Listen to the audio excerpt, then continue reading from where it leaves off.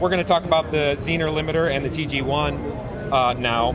They actually are similar compressors. They do use the same basic circuit, and we get a lot of questions about, okay, well, why one or why the other? Which one do you like? How do they sound the same or different?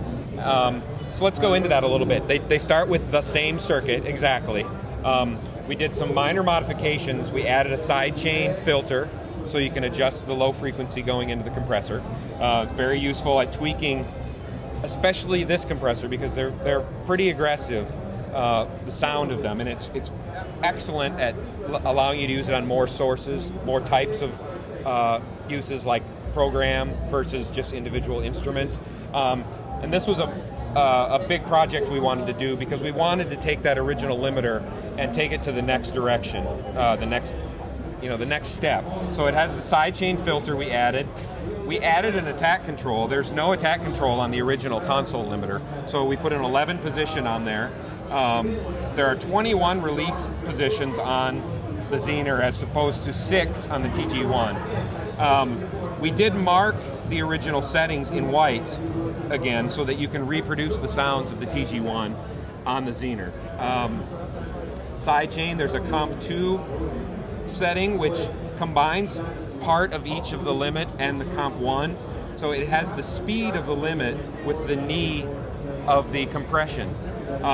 If you're familiar with this, the limit is very aggressive. It was meant to emulate the Fairchilds that they used at Abbey Road, and I actually got to see plots and measurements and conversations from the Abbey Road archive where they were comparing it to the originals, and the engineers were making their comments, and they would say, well, I don't think the knee feels exactly right, or let's work on the timing a little more. It's a really neat discussion. So the limit was meant to emulate that Fairchild setting. The Comp 1 was meant to emulate the RS-124, the modified Altex that they used in all the Abbey Road rooms. And that's actually more of the sound of the Beatles albums than the Fairchild, because they had it on the buses in the desk. So every time they would bounce down from one 4-track to the next and then start overdubbing again, it would go through a pair of Altec, modified Altex, the RS-124. So the engineers wanted those two sounds on the desk when they were starting to work on a solid state replacement for the red desks. And so that's what Comp and Limit are meant to be on both the TG1 and the Zener.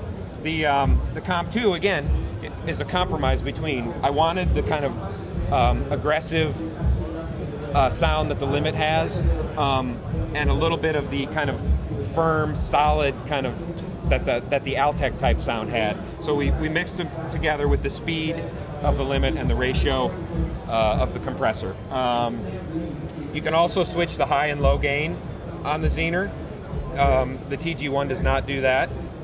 They both do have the THD function, which essentially it short circuits the sidechain, and it's something that I came up with just by experimenting and messing around with it.